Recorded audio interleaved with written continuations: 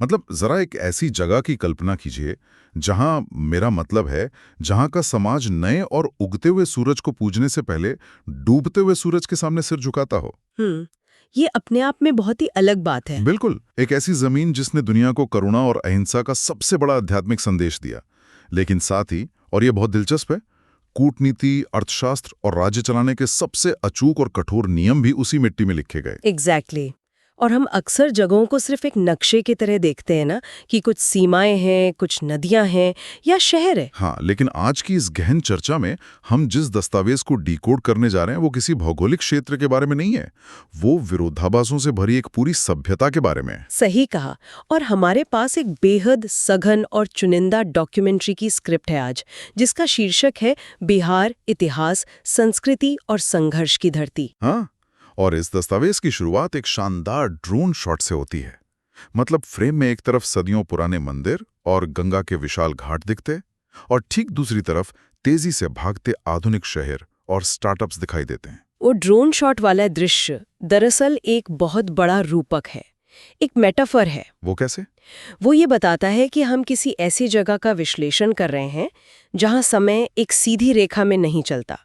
मतलब अलग अलग सदियां एक साथ एक ही पल में मौजूद रहती हैं वहां। अरे वाह, ये तो बहुत गहरी बात है। हाँ, और वर्तमान के किसी भी समाज या उसकी अर्थव्यवस्था को समझने के लिए जाहिर है उस जमीन की ऐतिहासिक नींव को समझना सबसे जरूरी होता है। और यहाँ वो नींव बहुत ज्यादा गहरी है। बिल्कुल। और हमारा आज का मिशन भी यही है। सिर्फ इस स्क्रिप्ट को पढ़ना नहीं है, बल्कि ये समझना है कि आखिर क्यों इस जगह को केवल एक राज्य की तरह नहीं, बल्कि परंपरा, संघर्ष और गौरव की एक जीवंत कहानी कहा गया है। तो चलिए इस विषय की परतें खोलते हैं। बिल्कुल, शुरू करते हैं। स्क्रिप्ट का पहला हिस्सा सीधा उसी नींव पर प्रहार करता है, यानी नालंदा विश्वविद्यालय।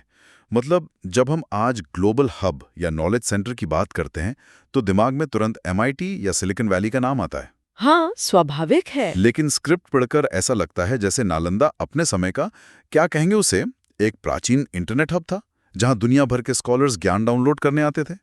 लेकिन मुझे ये पूछना है कि क्या ये सिर्फ एक अतिशयोक्ति है या सच में वहां का ढांचा इतना उन्नत था? देखिए, इसे सिर्फ एक प्राचीन इमारत समझना बहुत बड़ी भूल होगी। मैं बताती हूँ क्यों।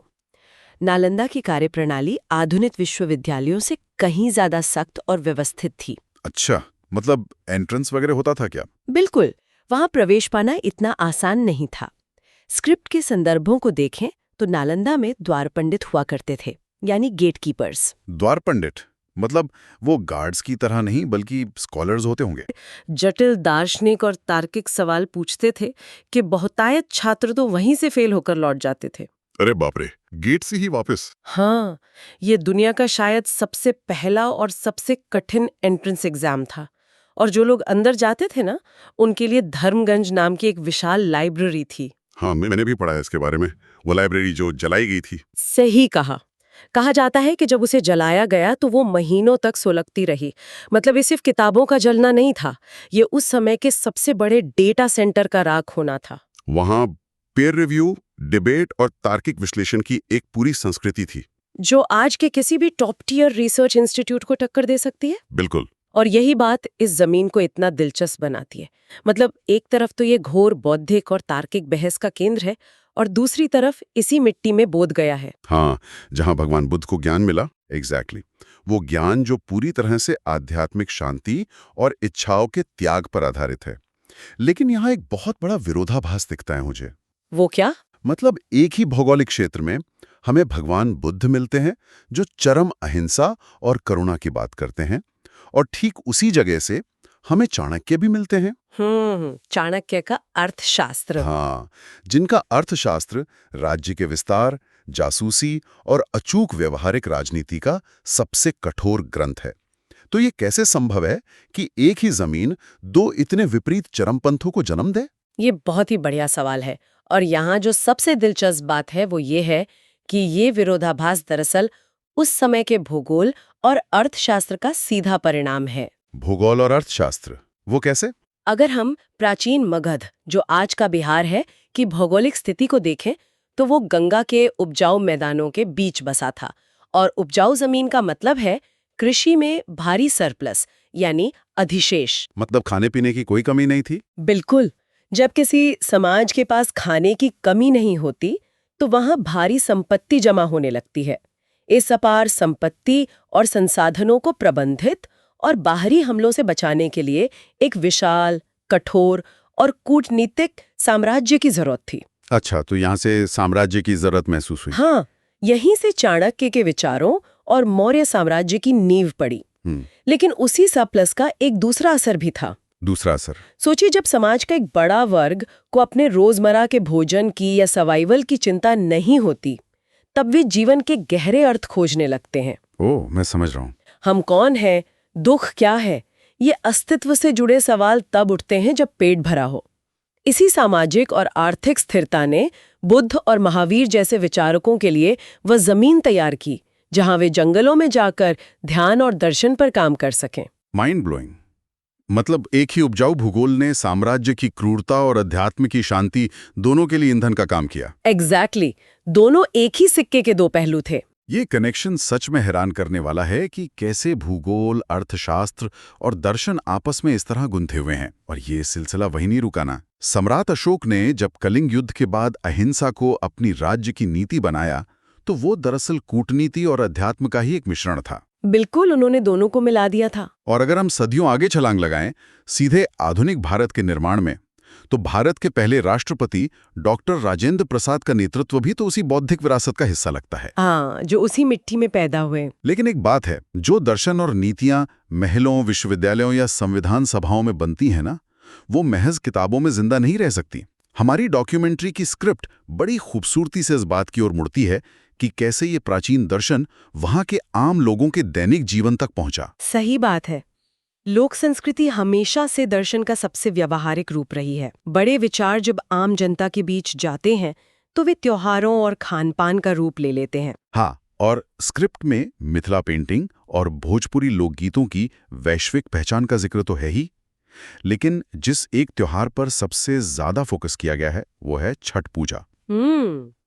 छठ पूजा। आमतौर पर दुनिया उगते सूरज की पूजा करती है, नई शुरुआत का जश्न मनाती है, लेकिन छठ पूजा में डूबते हुए सूरज को अर्घ्य दिया जाता है। क्या यह हमें जीवन का एक बड़ा फलसफा नहीं सिखाता? बिल्कुल सिखाता है। इस अनुष्ठान को अगर हम समाजशास्त्र के नजरिए से डिकोड करें ना, तो ये कृतज्ञता यानी ग्रैटिट्यूड का सबसे शुद्ध और निस्वार्थ रूप है। ग्रैटिट्यूड का रूप थोड़ा और समझाइए। देखिए, एक खेतीहर समाज जो पूरी तरह से प्रकृति पर निर्भर है, वो ये समझता है कि जिस सूरज ने दिन भर फसल को रोशनी दी, ऊर्जा दी, भले ही अब उसकी ताकत कम हो रही है और वो अस्त हो रहा है, उसका सम्मान किया जाना चाहिए। मतलब सिर्फ अपने फायदे के लिए पूजा नहीं हो रही है। एग्जैक्टली। डूबते सूरज की पूजा करने का मतलब है कि आप केवल भविष्य के मुनाफे के लिए प्रकृति के सामने नहीं झुक रहे, बल्कि जो काम पूरा हो चुका है उसके लिए धन्यवाद दे रहे हैं। ये तो पारिस्थितिकी और अध्यात्म का एक कमाल का बैलेंस है। हाँ, ये एक समाज की उस गहरी समझ को दर्शाता है कि अंत और शुरुआत एक ही चक्र के दो हिस्से हैं। जो आज अस्त हो रहा है वही कल उगेगा।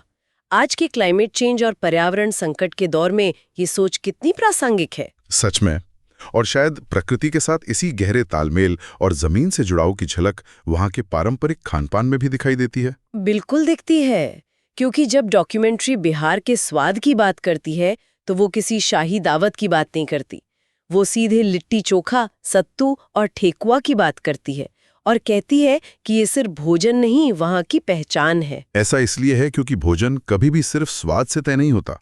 वो वहाँ की जलवायु, अर्थव्यवस्था और जीवन शैली का एक, क्या कहेंगे, वैज्ञानिक आउटपुट होता है। वैज्ञानिक आउटपुट? वो कैसे? सत्तू में क्या विज्ञान है? अगर हम सत्तू का ही विश्लेषण करें, जो भुने हुए चने का आटा होता है, तो ये कोई लग्जरी फूड नहीं है, ये सर्वाइवल का विज्ञान है। एक मिनट, सर्वाइवल का विज्ञान? हाँ, एक ऐसे क्षेत्र की कल्पना करें जहां गर्मियां बहुत लंबी और बेहद कठोर होती हैं और जहां की एक बड़ी आबादी खेतों में या बाहर शारीरिक मेहनत करती है। धूप में काम करना पड़ता है। बिल्कुल। ऐसे में आपको एक ऐसा भोजन चाहिए जो भीषण गर्मी में जल्दी खराब ना हो, जिससे पकाने के लिए लकड़ियों या ईंधन की जरूरत ना पड़े, बस पानी मिलाया और खा लिया। अरे हाँ, ये तो इंस्टेंट फूड हो गया एक तरह का। एग्जैक्टली। और सबसे बड़ी बात, जो शरीर को हाइड्रेट रखने के साथ साथ एक धीमी ऊर्जा यानी स्लो रिलीज एनर्जी देता रहे, सत्तू का ग्लाइसीमिक इंडेक्स बहुत कम होता है। मतलब वो खून में धीरे धीरे ग्लूकोज छोड़ता है। बिल्कुल, और घंटों तक भूख नहीं लगने देता। ये उस मेहनतकश समाज का प्राचीन एनर्जी बार या प्रोटीन शेक समझ लीजिए। क्या बात है, ये तो मैंने सोचा ही नहीं था। और इसी तरह लिट्टी चोखा को उपलों या लकड़ी की धीमी आंच पर सेका जाता है, जो फिर से उस कृषि प्रधान समाज की ओर इशारा करता है जहां लोग खेतों के पास ही आसानी से अपना भोजन तैयार कर सकें। मतलब ये खाना उस जमीन के संघर्ष और वहां के लोगों की कठोर दिनचर्या का सीधा प्रमाण है। 100%। लेकिन यहाँ एक बहुत बड़ा विरोधाभास आता है, और ये वो पॉइंट है जहां आकर ये डॉक्यूमेंट्री हमें सोचने पर मजबूर कर देती है। कौन सा विरोधाभास? मतलब सोचिए, जिस जमीन ने दुनिया के सबसे बड़े विश्वविद्यालयों को जलाया, जहां का दर्शन इतना गहरा है कि डूबते सूरज को पूछता है, वो राज्य आज इतने गहरे संघर्ष में क्यों है? ये एक कड़वी सच्चाई है। गरीबी, बेरोजगारी और बड़े पैमाने पर पलायन यानी माइग्रेशन। मैं ये सोच रहा था कि अगर इस राज्य का इतिहास इतना गौरवशाली रहा है, तो क्या वो स्वर्णिम अतीत आज की पीढ़ी के लिए एक भारी बोझ बन गया है? ये बहुत ही संवेदनशील सवाल है। मतलब क्या केवल गौरवशाली अतीत की बातें वर्तमान की बेरोजगारी और पलायन की सच्चाई पर पर्दा डालने का काम करती हैं?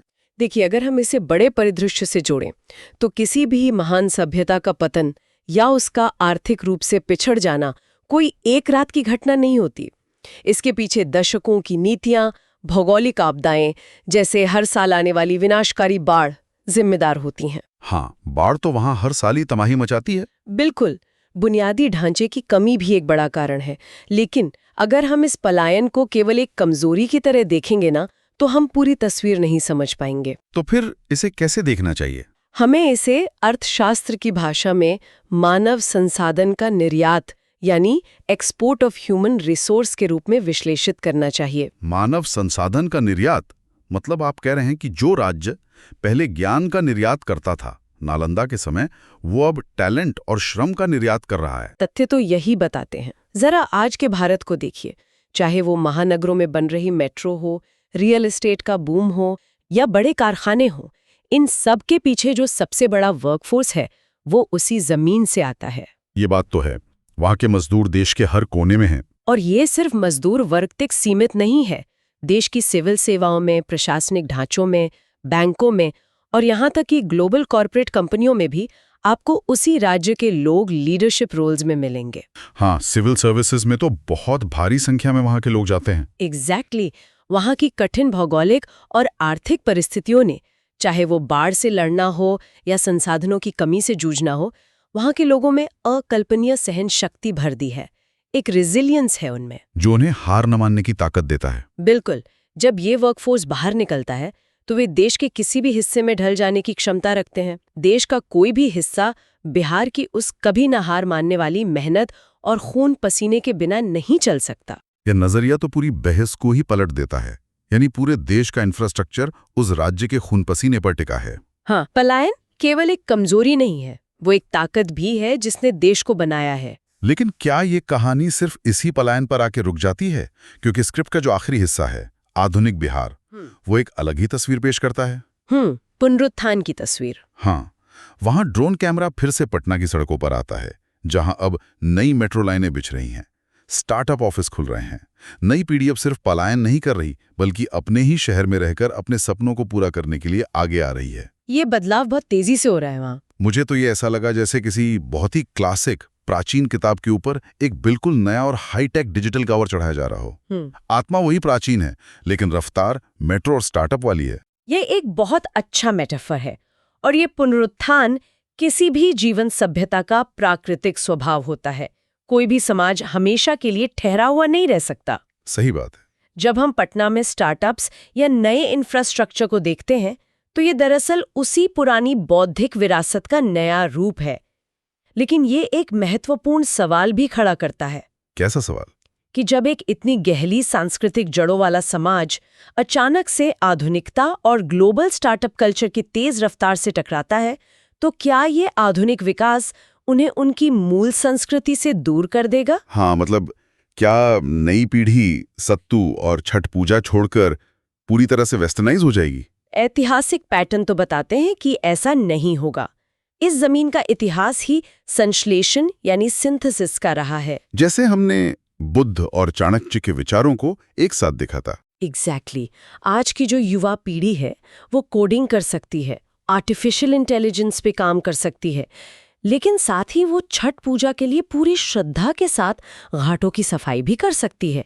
वे इन दोनों के बीच एक बेहतरीन संतुलन बनाने में कामयाब हो रहे हैं। वे अपनी जड़ों को काटे बिना आसमान छूने की कोशिश कर रहे हैं। बिल्कुल, और यही वो जज्बा है जो इस पूरी स्क्रिप्ट के मूल में बसा है। अगर हम आज के इस पूरे विश्लेषण को समेटें तो ये सफर बहुत ही असाधारण रहा है।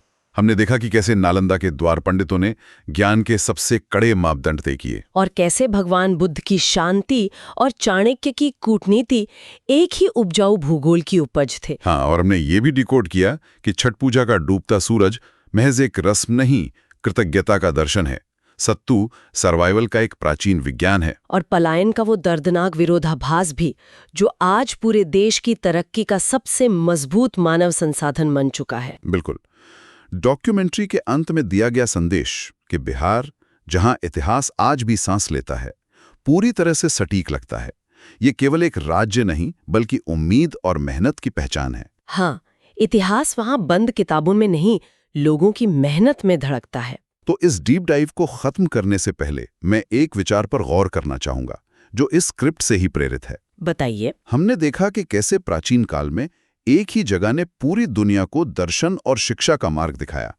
आज जब हम उसी राज्य के युवाओं में नए स्टार्टअप्स और अपने सपनों को पूरा करने की एक नई भूख देख रहे हैं, तो क्या ये संभव है? क्या संभव है कि आने वाले भविष्य का कोई सबसे बड़ा ग्लोबल विचार या इनोवेशन एक बार फिर उसी मिट्टी से निकले जहां कभी नालंदा और बोधगया ने जन्म लिया था? क्या इतिहास खुद को दोहराएगा? अगर हम इतिहास के चक्र को ध्यान में रखें तो ये बहुत ही वास्तविक संभावना है। वो जमीन हमेशा से विचारों का केंद्र रही है और विचार कभी मरते नहीं, वे सिर्फ अपना रूप बदलते हैं। बिल्कुल। और इसी विचारोत्तेजक सवाल के साथ हम आज की इस गहन चर्चा को यहीं विराम देते हैं। लोगों को इस विचार पर जरूर सोचना चाहिए। हमारे साथ इस विश्लेषण में जुड़ने के लिए आपका बहुत बहुत धन्यवाद। धन्यवाद।